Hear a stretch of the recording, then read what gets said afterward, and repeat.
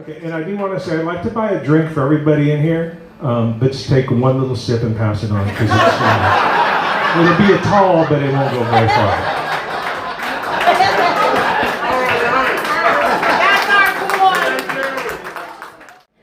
I'm assuming most of you know that I'm Melissa and had something to do with Keith for a while.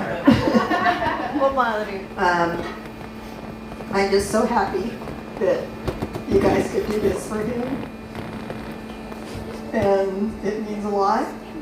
I loved just seeing your faces and hearing your stories.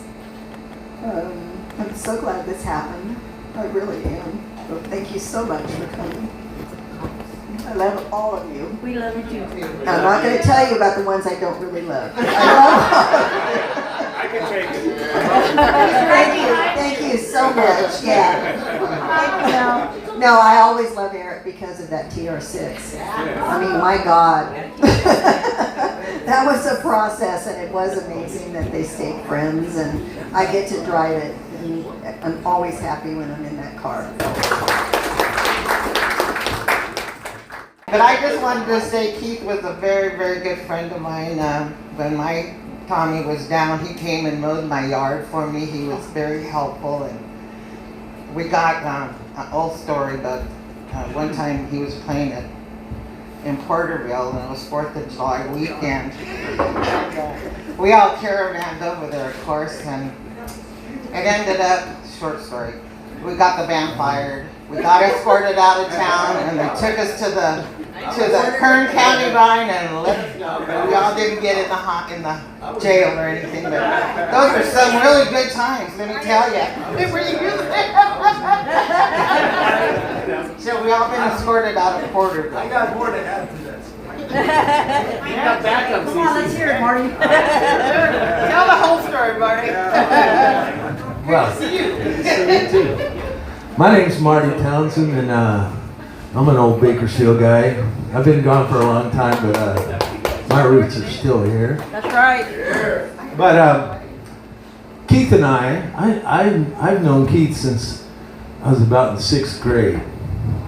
We lived in the same neighborhood, and the first band I was ever in, we played surf instrumentals, and we did a gig, you know, Wipeout and Pipeline and all that stuff.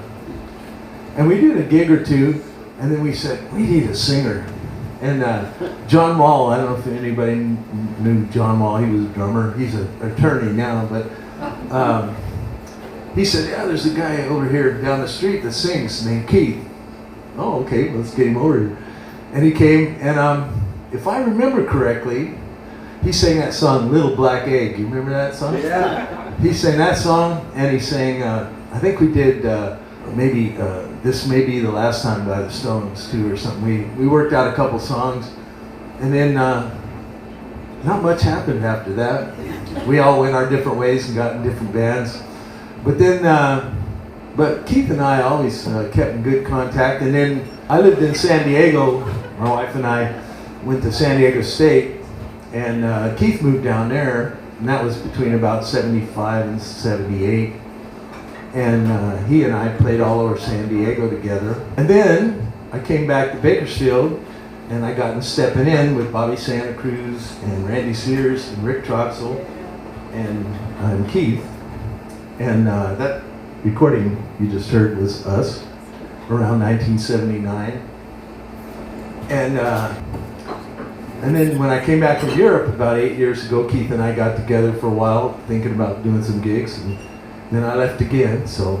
But I'm getting to that.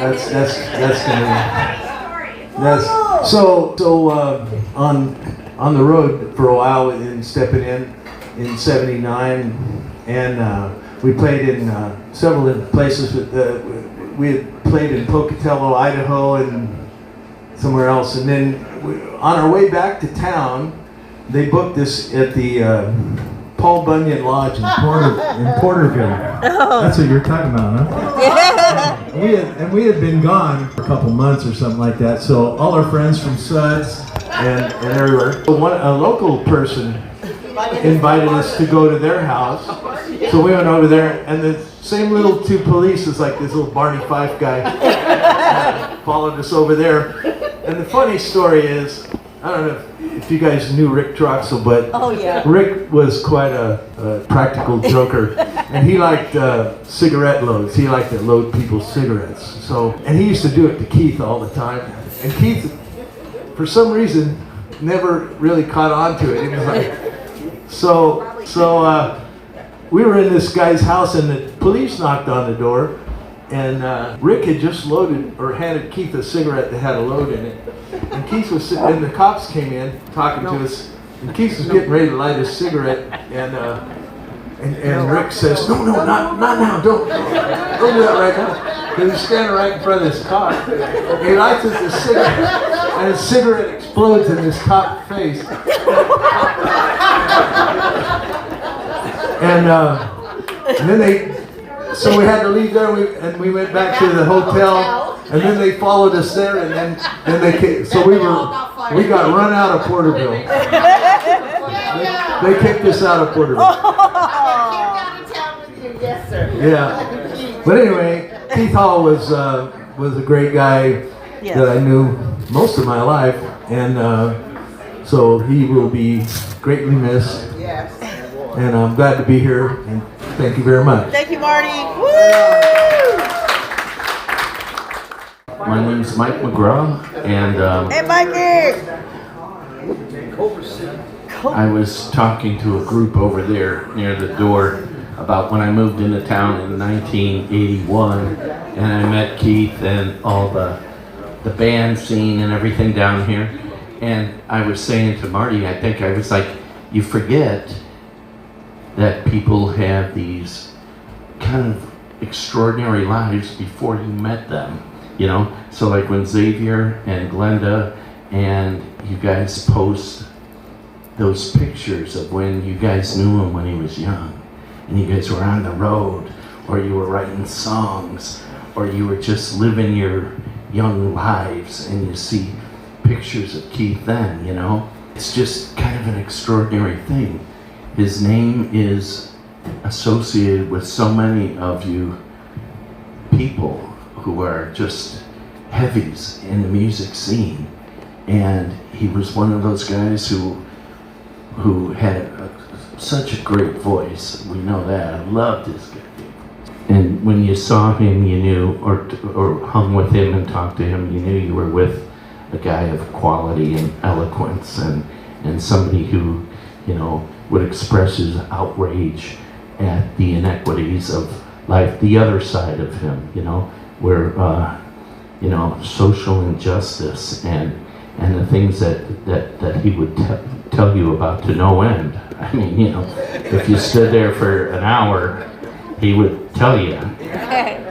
And but he always backed it up with reason and a certain sense of humanity. You knew you were with a real special guy. So anyway, those are my memories of the great Keith Hall. I miss him. Thank you, Mike.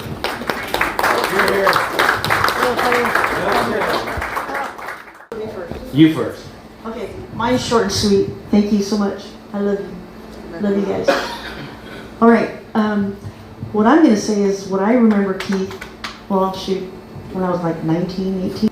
Back in the day over at Suds, when Mike was stepping in, back in the day, we used to like change the lyrics to the songs. Okay? And one thing that reminds me of Keith is I remember watching Steppin' In playing over here at Suds, and they were doing I feel like busting loose. He goes, I feel like barbecue. Give me the ribs now, give me the ribs. So that was my favorite part about them. And I love Keith and I love you guys. Okay, mine's a little different. Although I did have the honor to play music with Keith, and I remember seeing him for the first time at Suds when I was just a youngster. The Howlin' Hall Blues Band. So I was like the kid, and they kind of, this group of killer musicians took me in, you know. And next thing I know, I'm in a band with Keith and Paul, Perez, Jared Pope, Glenda, and Timmy Cartwright. And Timmy's a gnarly guitar player, and he's playing bass. So every night I'm over there playing guitar, looking over at Timmy going, what am I doing here? So we were the EBB band. Emergency blues band. The Emergency Blues Band. We were the band that you would call if a band got canceled and you needed to throw these musicians together, we just call whoever. The rescue. Yeah, we were the EBB band. One of my favorite stories was Jared and I loved to play golf. And Keith, I don't know if any of you guys knew Keith wanted to play golf. Jared and I had been playing golf since we were kids. And Keith's all, oh, you guys, let's go play golf. Keith didn't know the ropes of playing golf, how honors work. You know, whoever won the hole was the guy that got to tee off first, and so on and so forth.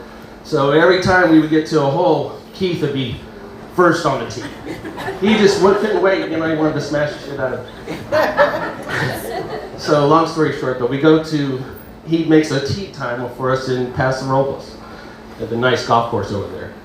And so we get there, and Jared and I riding together, and I can't remember who else was with us, but Keith and somebody else was in another car.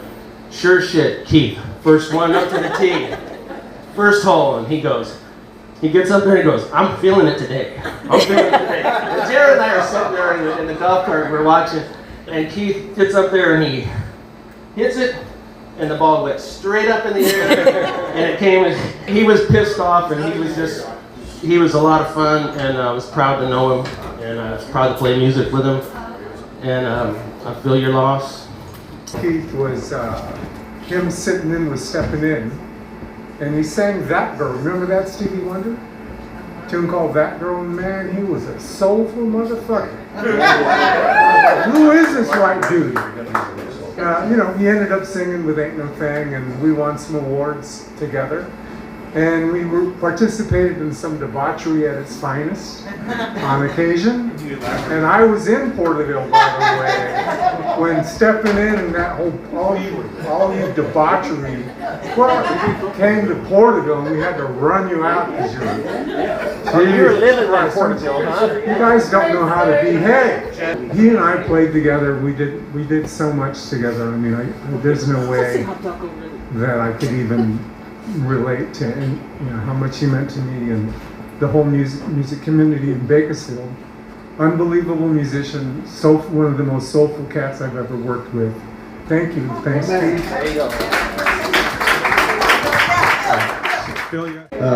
Our first project was in the 70s sometime, out rehearsing out at the Pierce's ranch out in Rosedale, and we became fast friends, so much so he let me cut his hair over there on our apartments on Miller Street.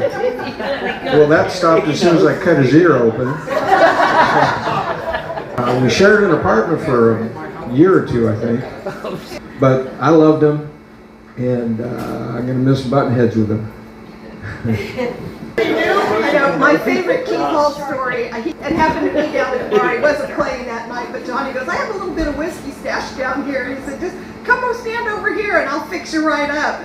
So, and Keith goes over, he's sitting at the bar, are you okay? And he goes, Lo, I am on the bar. But he was an amazing musician. I was fortunate enough to have worked at Suds all those years, so I got to see all of his bands. And, this group of musicians, we're all so fortunate to have had this in our lives. It's an amazing and wonderful thing, and we're all going to miss Keith very much. Thank you.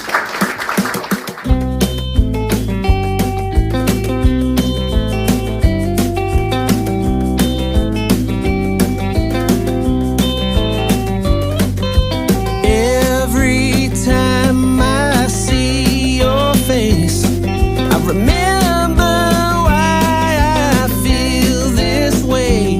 I had a real good time hanging around.